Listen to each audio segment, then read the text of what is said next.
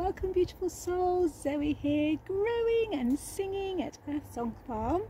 I am growing my life song and here to support you as you grow your life songs too.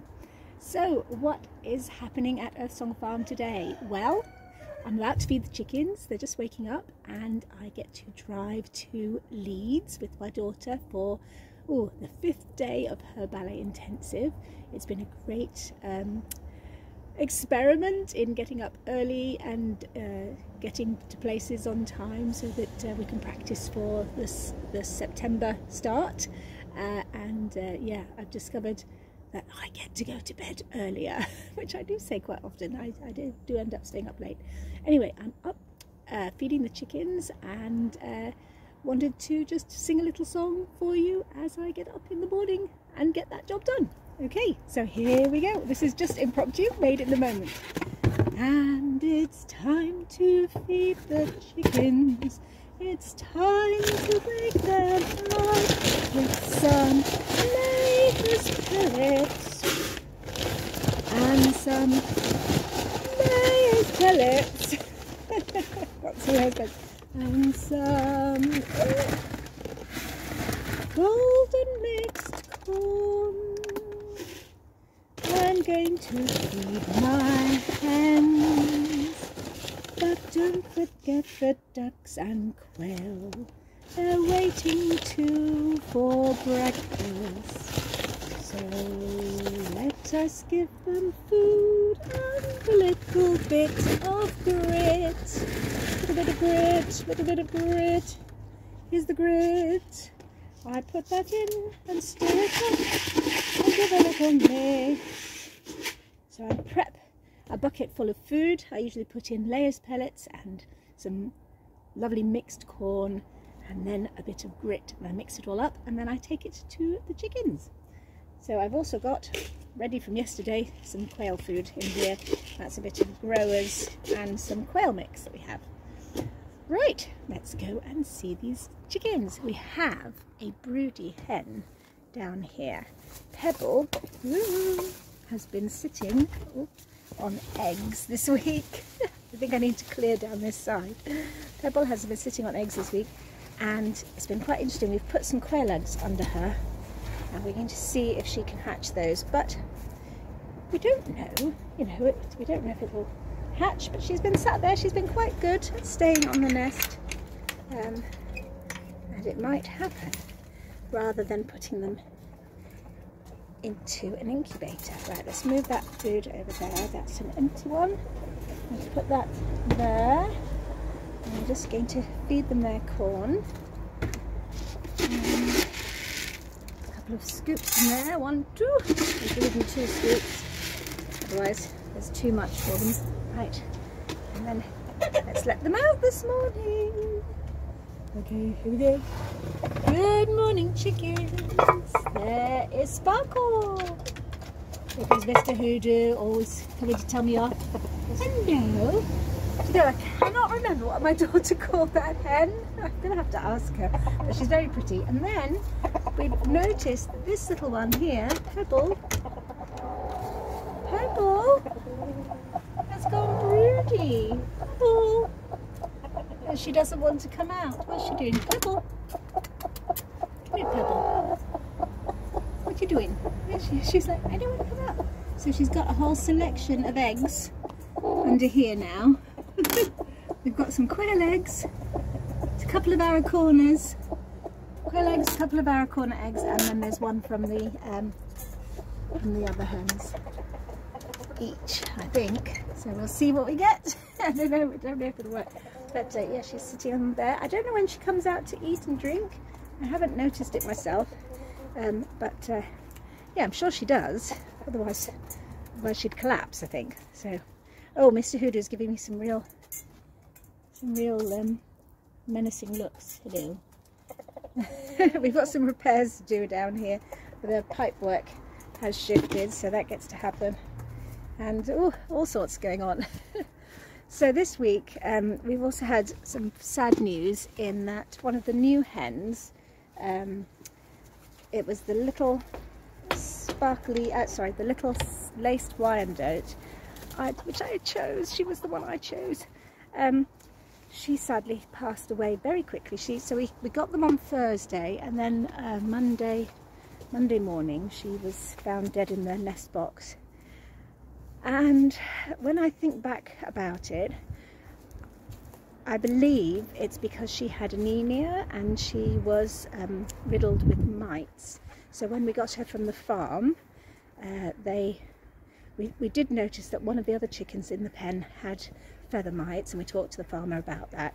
But it didn't click with me that I actually got to check the chickens over when I took them home. He said, well, this is what you look for if you've got feather mites, and this is how you treat them. And then it didn't occur to me that I would actually have to check that chicken. So that is a mistake that I made, and I feel really terrible about that. So I have learned from that experience. Now when I get any new livestock, I will definitely check them over, and especially if they're coming from a pen that has had mites, they get to all be just treated when they arrive. I'm just going to let the ducks out. Hang on. Let the ducks out. There you go, ducks. We're going out this way. Oh, there they go. Come on, guys. You go this way. Out you go. So they're being encouraged to stay out of this pen. Stay. Oh, hang on. Puddle's just come back in. Puddle. He gets chased by the other ducks. Puddle, out you go. Go on, out you go. Move. Puddle out. Yep. So Yuzu chases Puddle. Yuzu chases Puddle quite a bit. And there's a bit of, I don't know, ducky nonsense going on over there.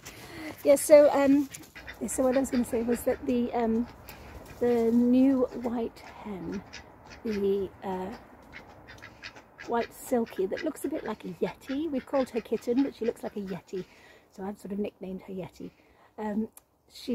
We thought, well, okay, she's come from the farm too, let's check all the birds and make sure they haven't got mites. But my middle daughter did a thorough job checking them over, and she did discover that, yes, the birds that came from the farm on Thursday were riddled with mites. Luckily ours weren't, so they hadn't jumped off them yet and infected them. So she gave them a good thorough bathing with, it was washing up liquid, and rinsed them all off, and then she used vinegar, squirted some vinegar into a cup with some water, so a dilution of white spirit vinegar, and she's washed them with that. So yeah, the white one, apparently loads came off the little white one, so she's been treated now.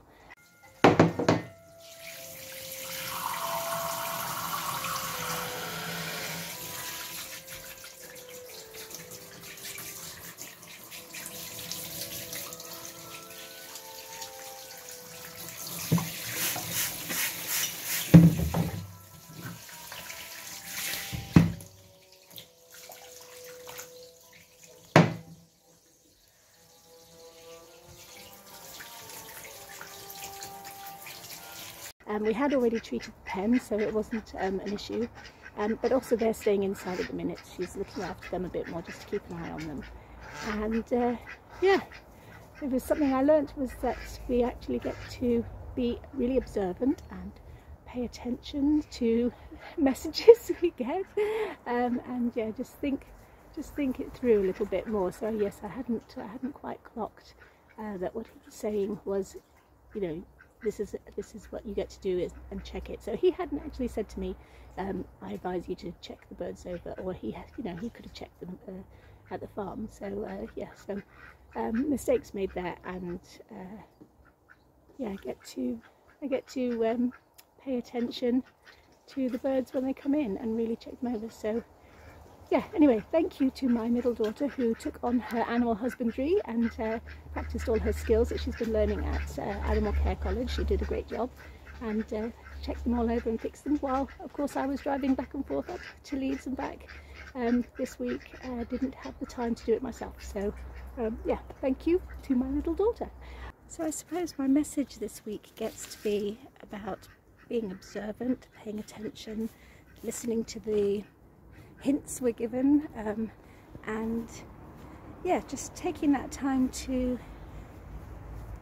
ponder and peruse and consider all the ramifications of things. Right, I'm just going to put some quail food here for the quail. Yep. And we'll go and get them and let them out. Okay, we've got quail in here. Good morning, quail. Hello. And I'm going to move them to the outdoor pen.